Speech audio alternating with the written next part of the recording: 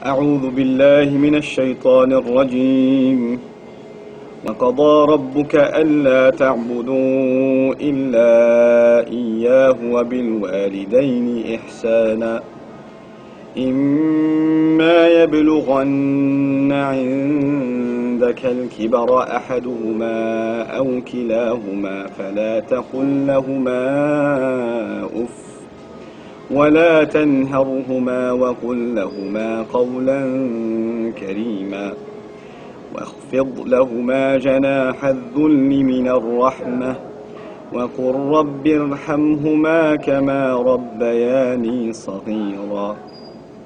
Assalamu alaikum wa rahmatullah. Quran Weekly. I just wanted to give you a 4-minute, 5-minute reminder in regards to a couple of ayat of the Quran that deal with two really important issues. The first of them, Allah says, وَقَضَى رَبُّكَ أَلَّا تَعْبُدُوا إِلَّا إِيَّاهُ, which means essentially that your master, your Lord, declared that you be enslaved and worship no one other than He. And so the first part of this ayah is making a demand about Allah's rights on us.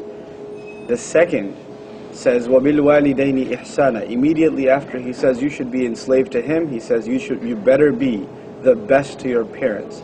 The word ihsanan, without getting technical into the grammar, is actually an exhortation. You better be the best to them, the best you can possibly be to them. And you know, it seems like one half of the ayah was about Allah and the other half of the ayah is about parents.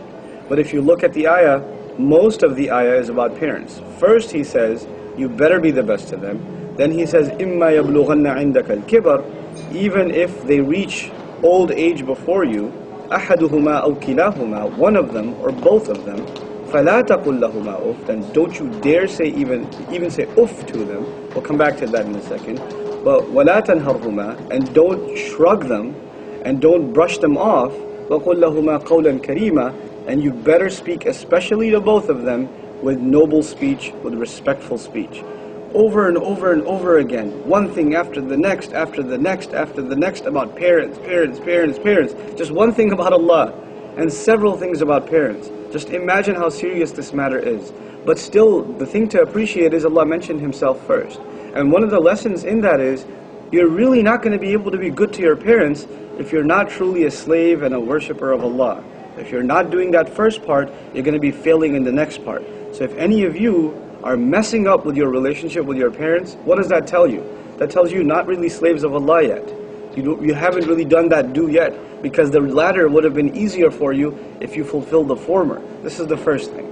The second thing is, what does it mean to be best? And it says وَبِالْوَالِدَيْنِ. It doesn't even say وَإِحْسَانًا بِالْوَالِدَيْنِ. That would be a different meaning. وَبِالْوَالِدَيْنِ إِحْسَانًا. What that means is, especially when it comes to your parents, and exclusively when it comes to your parents in comparison to others, you better be the best. In other words, it's easy for you to be the best to your boss, because you know you'll get in trouble if you mess around with him. It's easy for you to be the best to your professor, because he might fail you. It's easy for you to be the best to your friends, because you don't want to lose them. But when it comes to your parents, you take them for granted. But Allah says, no, especially when it comes to your parents. You're on the phone with one of your friends, and your mom calls, I gotta go, that's it. There's no ifs, ands, or buts. You're playing video games, your mom says, dinner's ready. You don't turn around and say, coming, come on, alright, I told you I'm coming. No. Leave it, drop it. If I was at your house, I'd break your TV. Go listen to your mother. This is a primary obligation we have in this religion.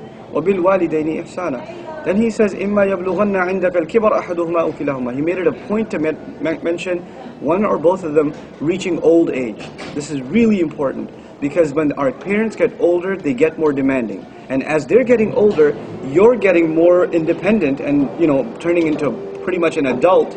And you think you can make your own decisions and you have your own life, and they're still treating you like a kid, and they don't understand you, and you have all these complaints about them in your head, and you rant about them to your friends.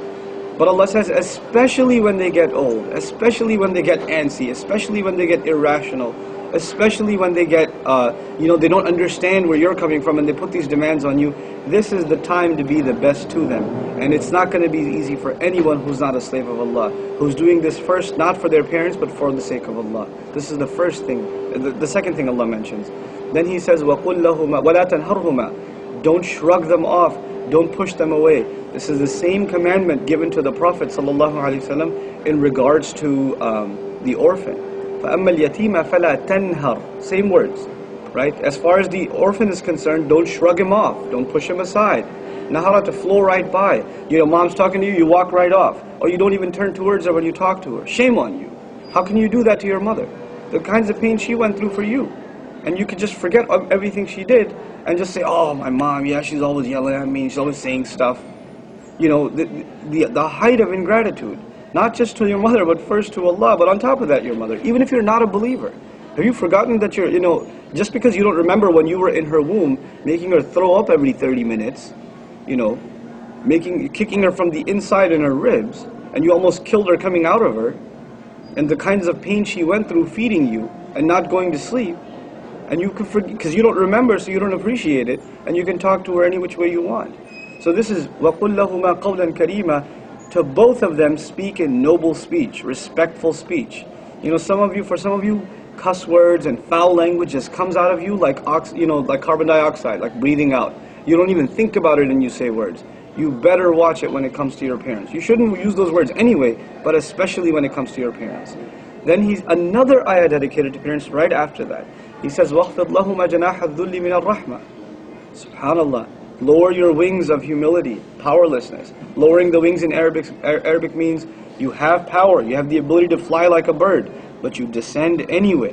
You come down anyway. Even though you have the power to walk away or slam the door in their face or hang up the phone, you take it from them. You take the yelling. And if you're going to tell me or comment on your Facebook page, but you don't understand, my parents are, man, they're messed up, or I have a special, exceptional circumstance, guess what? Everybody feels they have an exceptional circumstance. Everybody feels. Nobody thinks that this applies to them. Everybody thinks it's talking about the next person who's got a normal situation. You know, Allah knows who He created. So He talked to us knowing our circumstance. So lower your wings of mercy and humility before them. Final comment, min al-rahmah. This last part of the ayah, I'm skipping a lot of stuff because I need your attention span. So, min al-rahmah, out of mercy. This means three things at least. It means first, you better humble yourself to them despite the ability not to humble yourself. You better do so because they're at an age where they need your mercy. Number two, because they showed you mercy when you were small. And they didn't rack it up and make a record of it and give you a bill when you were old enough. Look, I've been doing all these services. These are the hours of labor I put in for you. Now you pay me back. No, they showed you mercy. It's time for you to show them mercy. And the third and final one, if you want Allah to show you mercy, you better show them mercy. Min al-Rahmah. May Allah make us the best to our parents, and may Allah make us help us understand these ayat and live by them.